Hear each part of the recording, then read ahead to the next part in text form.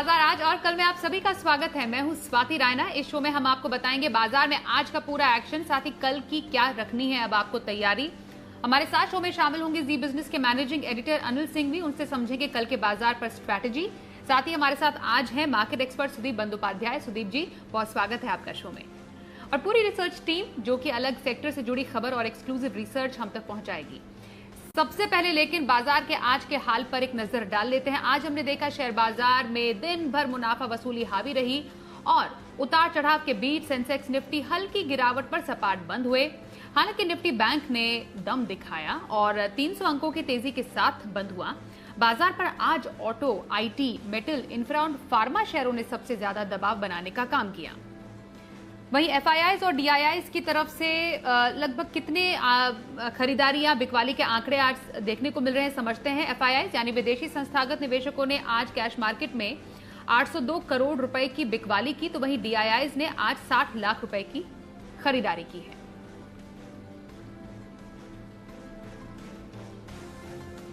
और आइए editors take में अनिल जी से समझते हैं कि बाजार में आज मिला जुला कारोबार जो देखने को मिला, उसके पीछे अहम वजहें क्या रही। भारतीय बाजारों में आज फिर से एक मिला जुला ट्रेडिंग सेशन। हालांकि अमेरिकी बाजारों से संकेत मिले जुले थे। कल अमेरिकी बाजारों में थोड़ी कमजोरी का सेशन दिखा। डाउ में पौने 300 अंकों की गिरावट थी, लेकिन नैस्डैक और एस&पी संभलते हुए नजर आए और उनके चलते भारतीय बाजार सुस्त खुलते हुए दिखे। सुस्त खुलने के बाद 17,375 के आसपास पहुंचे। वहां पर प्रॉफिट बुकिंग आती दिखी और प्रॉफिट बुकिंग दिन के दौरान थोड़ी सी बढ़ती हुई नजर आई और 17,250 तक निफ्टी फिसलता हुआ दिखा। लेकिन कल ही की तरह आज भी निचले स्तरों से शानदार कमबैक, बेहतरीन रिकवरी और खासतौर से सेकंड हाफ की रिकवरी और दिन के हाईएस्ट पॉइंट के नज़दीक जाकर बंद होते हुए बाजार भले एडजस्ट होने के बाद निफ्टी 8 पॉइंट नीचे आपको नजर आ रहा हो बंद होने के लिहाज से, लेकिन दिन की ऊंचाइयों पर बंद होते हुए दिखे बाजार निफ्टी पर। लेकिन फॉर अ चेंज 3 दिनों की तेज गिरावट झेलने के बाद बैंक निफ्टी ने आज कमाल दिखाया, लीडरशिप, और वो भी जबरदस्त। बैंक निफ्टी सुबह से मजबूत था। सुबह से एक बार हल्का सा लाल निशान में फिसला, 36,400 के आसपास कुछ सेकंड्स के लिए आया और वहां से जो रिकवरी आई पूछे मत। दिन में एक भी बार उसके बाद लाल निशान में गया नहीं, लगातार 36,500 को होल्ड भी किया और 36,800 के बेहद करीब जाकर दिन के हाईएस्ट पॉइंट के नज़दीक बंद हुआ एडजस्ट होने के बाद। तो बैंक निफ्टी में आज तगड़ी खरीदारी होती दिखी और ट्रिपल सेंचुरी मारता हुआ नजर आया बैंक निफ्टी, वो भी तब जबकि सेंसेक्स और निफ्टी लाल निशान में बंद हुआ हो। तो बैंकिंग शेयरों की लीडरशिप ने बाजार की तेज गिरावट को बचाया है। आज बाकी सेक्टर्स में आज कमजोरी थी, लेकिन और बढ़ने और गिरने वाले शेयरों की तादाद भी लगभग बराबर होती दिखी, यानी कि ब्रॉडर मार्केट में भी उतनी मजबूती नहीं थी। बहुत खराब तो नहीं थे, लेकिन उतनी मजबूती नहीं थी जितनी आमतौर पर आप देखते हैं। तो ओवरऑल बाजार में आज मिला जुला कारोबार था। बैंक निफ्टी 36,400, 36,850 इस रेंज में ट्रेड करता हुआ दिखा आज के सेशन में। ओवरऑल कह सकते हैं कि अच्छी तेजी के बाद पिछले 2 दिनों से बाजार थोड़े से वोलेटाइल भी हो रहे हैं, ऊपरी स्तरों पर प्रॉफिट बुकिंग भी दिखा रहे हैं और लोअर लेवल से सपोर्ट लेकर वापस रिकवरी भी कर रहे हैं, यानी कि वक्त बिताने की कोशिश। और ये क्यों? क्योंकि नए ट्रिगर्स की बाजार को है तलाश। अब कल है वायदा कारोबार के हफ्ते की एक्सपायरी का दिन, देखते हैं क्या कुछ एक्शन कल होता है। कल के बाजार पर भी स्ट्रैटेजी जानेंगे अनिल जी से, लेकिन उससे पहले आज के एक्सपर्ट सुदीप बंदोपाध्याय जी का रुख कर लेते हैं। सुदीप सर, एक बाजार में तेजी की रैली का एक दौर देखा हमने, उसके बाद अब 1-2 दिन से मुनाफा वसूली और वॉलेटिलिटी, जैसा अनिल जी ने भी बताया, कहां पर ऐसे बाजार में फोकस करने की अभी आप सलाह देंगे?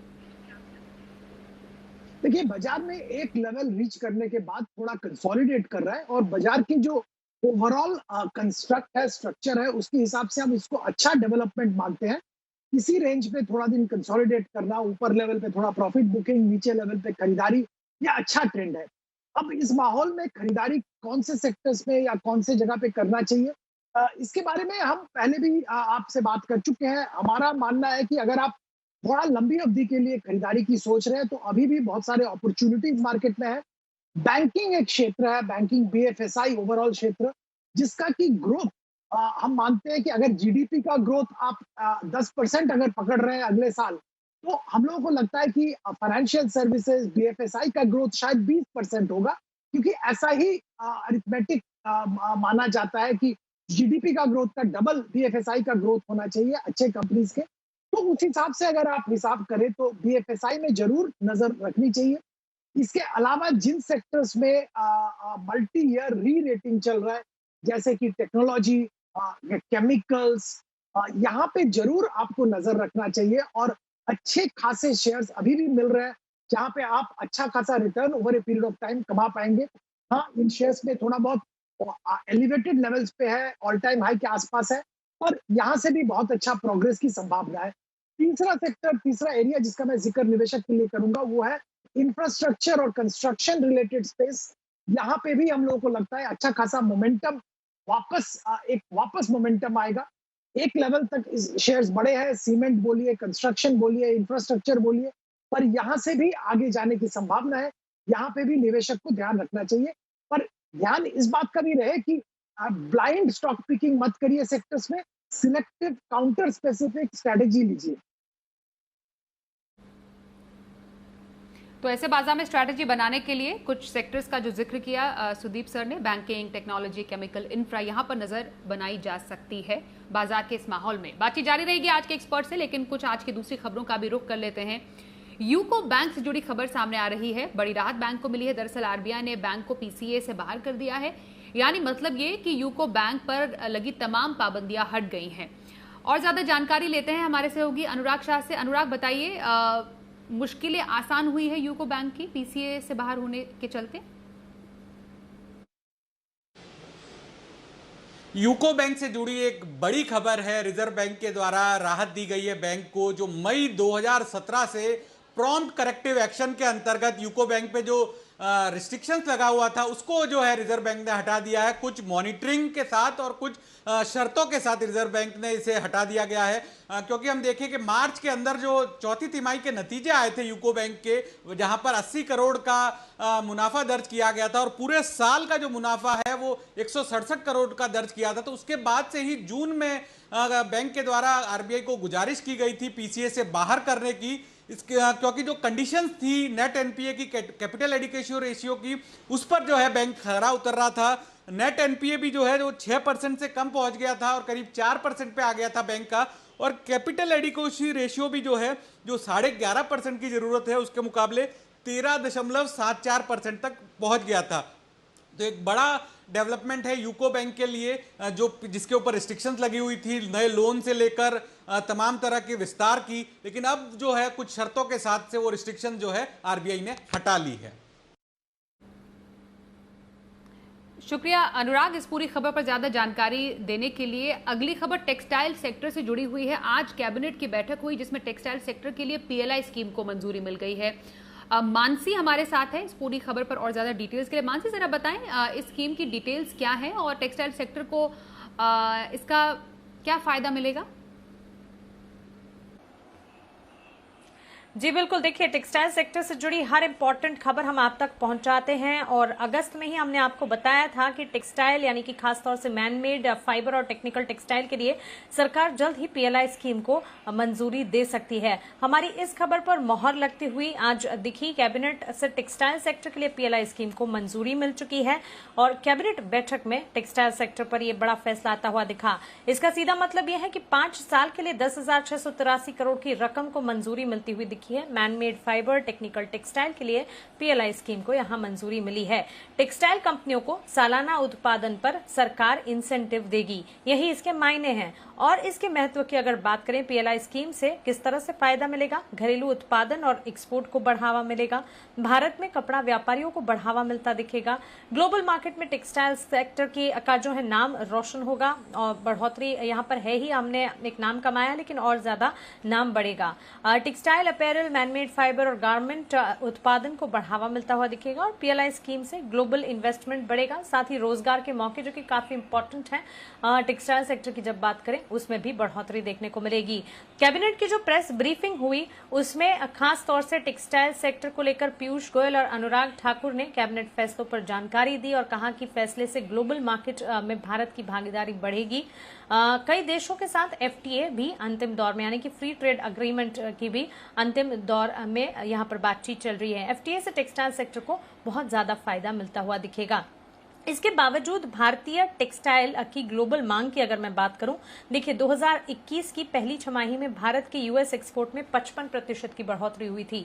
यूएस, यूके, यूरोप में भारतीय टेक्सटाइल की काफी ज्यादा मांग है और दुनिया में टेक्सटाइल एक्सपोर्ट में भारत चौथे पायदान पर आता है। टेक्सटाइल एक्सपोर्ट को जल्द से जल्द $100 बिलियन यानी 7.5 लाख करोड़ बनाने पर सरकार का फोकस है। ये खबर भी हमने 2 दिन पहले आपको बताई थी और इस फोकस पर सरकार जो है बिल्कुल प्रतिबद्ध है। यूएस में भारतीय टेक्सटाइल की मांग, यूएस के cotton base home textile import में भारत का योगदान 50% है। अरविंद लिमिटेड, हिम्मत सिंह का सीड, वेल्सपन इंडिया जैसी कंपनियों की आय का एक बड़ा हिस्सा जो है वो एक्सपोर्ट से आता हुआ दिखता है। यूएस की बड़ी फैशन ब्रांड जो है टेड बेकर्स में दूसरी तिमाही में जबरदस्त बिक्री देखने को मिली है।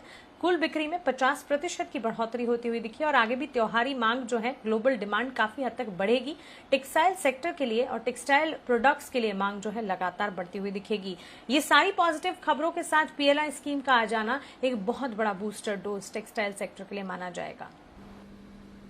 सुदीप सर, एक बड़ा इंसेंटिव टेक्सटाइल सेक्टर के लिए, अब इस सेक्टर से कोई खास पसंद आपकी? देखिए स्वाति जी, हमारा खास पसंद वेल्सपन है। बहुत ही बेहतरीन कंपनी है, ग्लोबल में यूएस मार्केट में नंबर 1 प्लेयर है। इनके जो सेगमेंट जहाँ पे bathroom linen, bed linen, rugs और कारपेट्स, ये इंटायर स्पेस में यूएस में बहुत अच्छा पकड़ है। और अच्छी बात ये है कि सरकार की ये जो पीएलआई स्कीम आया है, जो सारे इंसेंटिव्स मिल रहे हैं इस सेक्टर को, इसका बहुत बड़ा फायदा वेल्सपन को भी मिलेगा। और हम लोग मानते हैं कि यहाँ पे करीब 20 से 30, बिटवीन 20 एंड 30% रिटर्न का एक्सपेक्टेशन से करंट लेवल पे निवेशक खरीदारी जरूर कर सकते हैं। तो टेक्सटाइल स्पेस से वेल्सपन में खरीदारी के मौके बन रहे हैं। सुदीप सर की पसंद है ये टेक्सटाइल सेक्टर से। आगे बढ़ते हैं और आज फोकस में ई कॉमर्स शेयर भी रहे, काफी ज्यादा एक्शन यहां पर इस स्पेस में नजर आ रहा है। वजह क्या है समझते हैं, कुशल गुप्ता से बताइए। जी, तो ई कॉमर्स से जुड़े हुए स्टॉक्स, चाहे आप इंडिया मार्ट, इंटरमेश देखिए या इन्फोएस देखिए, लगातार आउट परफॉर्मेंस दिखाते हुए नजर आ रहे हैं। और इसकी सबसे बड़ी वजह जो है, स्पेसिफिकली एक तो कंज्यूमर बिहेवियर चेंज हो रहा है पेंडेमिक के बाद, और साथ ही भारत में जिस तरह की इंटरनेट की खपत हुई है इस दौरान, वो काफ़ी ज़्यादा दरों पर बढ़ती हुई दिखी है। अब स्टॉक स्पेसिफिक चलते हैं तो इसमें इन्फोएस देखिए, सभी सेक्टर्स में हायरिंग जो है काफ़ी बढ़ती हुई दिखी है और कहीं ना कहीं जो कर्मचारी हैं उनकी मांग बढ़ने से जितने भी सर्च प्लेटफॉर्म्स हैं जैसे कि नौकरी वगैरह, वहाँ पर अच्छी ज़रूरतें उसकी बढ़ रही हैं। इनफैक्ट अगर आप देखें तो जो नए लॉन्चेज हैं और कम ब्याज दरें हैं, उससे कहीं ना कहीं इनकी जो 99 एकर्स की वेबसाइट है उसको भी सपोर्ट मिलता हुआ नजर आ रहा है।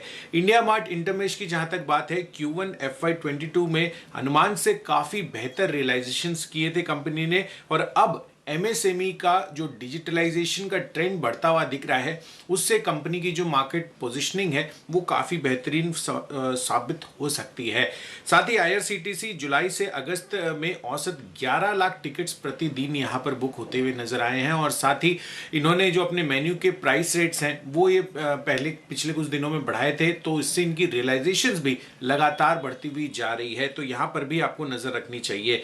ईज माई ट्रिप में बढ़ने की वजह सबसे बड़ी ये बनी, और जो निवेशकों का इंटरेस्ट लगातार बढ़ता हुआ जा रहा है, अब वो है रिवेंज ट्रैवल का। आप देखिए, अनलॉकिंग होने से लगातार जितने भी टिकट्स वगैरह बुक हो रही हैं, अब ऑनलाइन कन्वीनियंस के चक्कर में लोग काफ़ी ज़्यादा बुकिंग कर रहे हैं वहाँ पर। और डेफिनेटली अगर आप इनका पोर्टल भी देखेंगे तो जो रिपीट कस्टमर्स हैं उसकी दर करीब 86% पर है। तो डेफिनेटली इस वजह से यहाँ पर नज़र रखिए। और हाई मार्जिन वाले जो सेगमेंट्स हैं वहाँ पर अब कंपनी का फोकस बढ़ रहा है। और अंत में जोमैटो को भी अगर आप देखें, हाल ही की जो लिस्टिंग हुई है, under penetrated food delivery space में अगले आने वाले 10 सालों में बेहतरीन ग्रोथ ये कंपनी कर सकती है जिस तरह की इनकी मार्केट पोजीशनिंग है।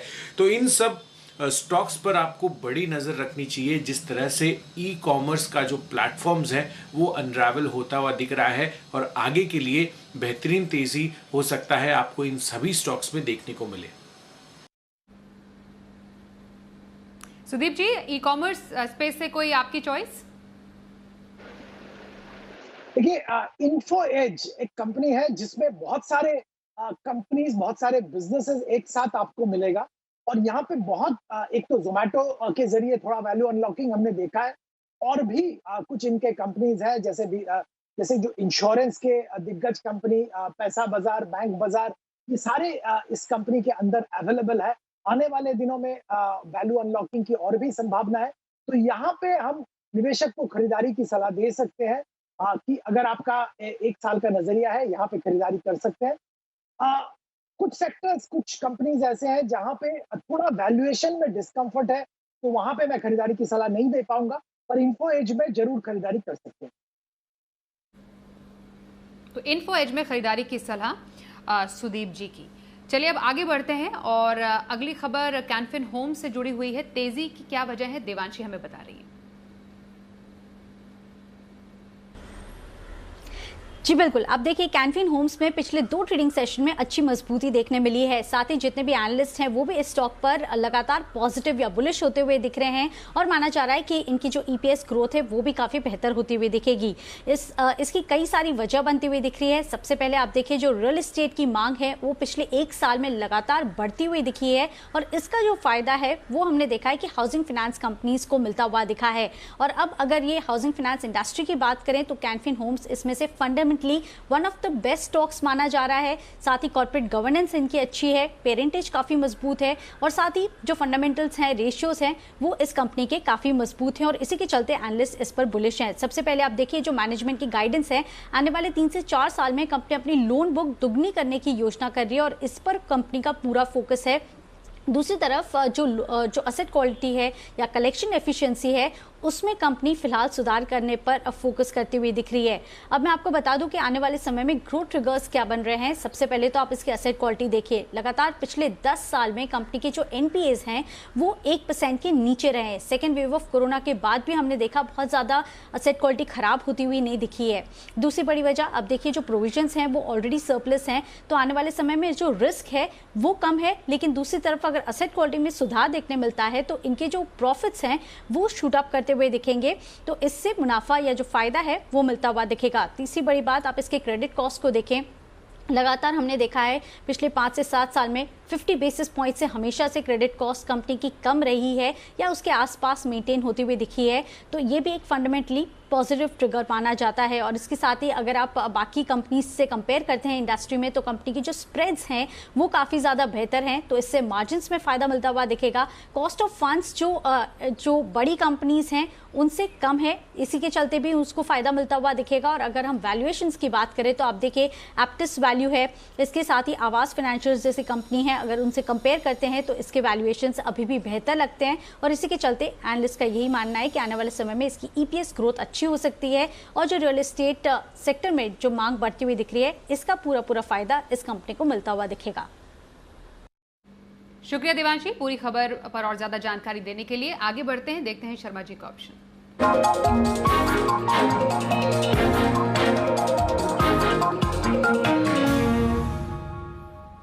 एचडीएफसी सिक्योरिटीज के वीके शर्मा है हमारे साथ। सर बहुत स्वागत है। कल के लिए ऑप्शन स्ट्रैटेजी कहाँ? जी नमस्ते जी। तो आज मैं 2 ऑप्शन लेकर आया हूँ। एक तो है बजाज फाइनेंस और दूसरा है कंटेनर कॉर्पोरेशन यानी कि कॉनकॉर। तो बजाज फाइनेंस को पहले लेते हैं। तो बजाज फाइनेंस में मैं सलाह दे रहा हूँ कि 7,500 की कॉल 231 रुपए पे ले, 170 रुपए का रखे स्टॉप लॉस, टारगेट आपका रहेगा 330।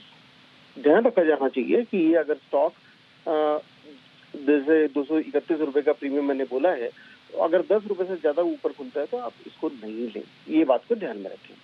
अच्छा, दूसरा कॉनकॉर के अंदर 740 की कॉल लें, 27 रुपए 60 पैसे पे ये लास्ट ट्रेड है, आप इसको ले सकते हैं। 22 रुपए का रखें स्टॉप लॉस, टारगेट आपका रहेगा 37 रुपए। बजाज फाइनेंस हमने देखा है कि 5-6 दिन से लगातार धीरे धीरे साइडवेज जा रहा है। इसमें ब्रेकआउट किसी भी साइड आ सकता है, तो स्टॉप लॉस को रखें संभाल के, और मैं समझता हूँ कि ज्यादा चांसेस भी ऊपर की तरफ आने के हैं। और ये और बताता चलूँ साथ साथ कि कल का जो ऑप्शन था अल्ट्राटेक वो ऊपर खुला 207 रुपए पे प्रीमियम पे खुला, 229 तक गया, 22 रुपए की वहां बढ़त मिली, लेकिन अंततः नीचे बंद हुआ, स्टॉप लॉस अभी भी पास हुआ नहीं है। तो आपका ये जो ऑप्शन है ये क्लोज हुआ है करीब 199 वाला 180 पे क्लोज हुआ है। तो आप इसका स्टॉप लॉस जो पहले आपका 145 था उसको बढ़ा के 170 कर दीजिए, और जैसे ही आपके एक्विजिशन प्राइस के ऊपर जाए उसको स्टॉप लॉस को वहीं पे ले जाइए और इस तरह से अपने लॉस होने से बचाएं। धन्यवाद, जय हिंद। आइए अब जानते हैं कल की स्ट्रैटेजी अनिल जी से। जहां तक कल के बाजार का सवाल है, क्योंकि वायदा कारोबार के हफ्ते की एक्सपायरी, तो हमारे अपने संकेत काफ़ी अहम होंगे। हालांकि ग्लोबल संकेत भी आज आप देखें दिन भर डाउ फ्यूचर्स काफ़ी कमज़ोर थे, 150-200 पॉइंट नीचे थे। रिकवर होते होते भारतीय बाजारों के बंद होने के वक्त सिर्फ 50 पॉइंट कमज़ोर रहे डाउ फ्यूचर्स, यानी कि अमेरिका में हल्की फुल्की कमजोरी हो सकती है, कोई खास डर नहीं। अब कल के लिए थोड़ी बड़ी रेंज पर फोकस करना होगा। 17,200, 17,250 बड़े सपोर्ट के तौर पर काम आएगा कल, और 17,425 के पार निकलने के बाद अगर निफ्टी टिका ऊपर तो फिर 17,500 के आसपास जाने की कोशिश, नया हाई बनाने की कोशिश हो सकती है। ये बात हुई निफ्टी की। अब आइए बैंक निफ्टी। 36,400, 36,600 की रेंज सपोर्ट का काम करेगी कल, ये 200 पॉइंट की रेंज, और इसके ऊपर जाने के लिए 37,000, 37,200 की रेंज है, जहाँ तक जाने की कोशिश बैंक निफ्टी की हो सकती है। लीडरशिप बड़े दिनों बाद बैंक निफ्टी से बनी है। आमतौर पर एक दिन की लीडरशिप के बाद बैंक निफ्टी वापस ठंडा हो जाता है, तो कल मेक और ब्रेक वाला मामला बैंक निफ्टी के लिए कि लीडरशिप दूसरे दिन भी बरकरार रह पाती है, या फिर निफ्टी को किन्हीं दूसरे सेक्टर्स पर भरोसा करना होगा फिर से तेजी के लिहाज से। मिड कैप स्मॉल कैप शेयरों में भी 2 दिनों के जो दिग्गज शेयरों में कंसोलिडेशन का माहौल बना हुआ है, थोड़ी रुकावट, थोड़ी थकावट का जो माहौल है, उसके चलते आज हल्की फुल्की प्रॉफिट बुकिंग आती दिखी है। खराब नहीं थे, बढ़ने और गिरने वाले शेयर लगभग बराबर, लेकिन मिड कैप शेयरों में भी अब थोड़ा सा बाजार सेलेक्टिव होता हुआ दिख रहा है, थोड़ी प्रॉफिट बुकिंग ऊपरी स्तरों पर आती हुई दिख रही है। तो अब कल के लिए इंडेक्स के लिहाज से रेंज बाउंड ट्रेड दोनों तरफ के, और स्टॉक्स के लिहाज से सेलेक्टिवली आपको तेजी करनी है और सेलेक्टिवली प्रॉफिट बुकिंग, इस रणनीति के साथ कल आना होगा। क्योंकि अब लंबा वीकेंड है, शुक्रवार को रहेंगे बाजार बंद गणेश चतुर्थी के चलते, तो 3 दिनों की लंबी छुट्टी भी है, तो कल काफ़ी ट्रेडर्स के बीच में पोजीशन कम करने का भी माहौल बना रहेगा। तो बड़े एक्शन वाले दिन के लिए कल हो जाइएगा तैयार। आइए देखते हैं कल का ऑप्शन।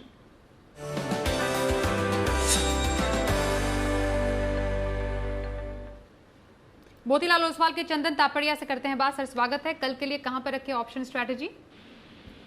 जी नमस्कार। देखिए बाजार में आज निफ्टी में थोड़ी उठापटक थी, बट बैंक निफ्टी लगभग 300 पॉइंट की तेजी के साथ बंद हुआ, और पिछले जिस हिसाब से वीकली सेटअप बने बाजार का ओवरऑल सेटअप पॉजिटिव है। हालांकि हल्की मुनाफा एक वोलेटिलिटी बन सकती है, तो यहाँ पे स्टॉक स्पेसिफिक एक्शन बाजार में देखने को मिलेंगे, और हमने यहाँ पे 2 स्टॉक सेलेक्ट किए हैं। पहला है इंडियन एनर्जी एक्सचेंज IEX। ये काउंटर देखिए रिसेंटली FNO में आया था, और प्राइस सेटअप काफी पॉजिटिव है। Daily, weekly, monthly chart setup indicate कर रहे हैं कि 10 से 15% की रैली बननी चाहिए। तो यहाँ पे IEX का 600 का कॉल लेने की सलाह रहेगी। 27 रुपए के आसपास ये कॉल बंद हुआ है, 19 रुपए का स्टॉप लॉस लगाई, और हमारा मानना है कि IEX में तेजी होगी और ये 600 का कॉल आपको 42 रुपए तक जाता हुआ संभव मिलेगा। दूसरा ट्रेड रहेगा कोटक बैंक से। आज बैंक निफ्टी में जो तेजी हुई इसमें काफी हद तक कोटक बैंक का सहारा है, और इस स्टॉक में काफी अच्छे लॉन्ग बिल्टअप और एक कंसोलिडेशन ब्रेकआउट चार्ट सेटअप में देखने को मिला।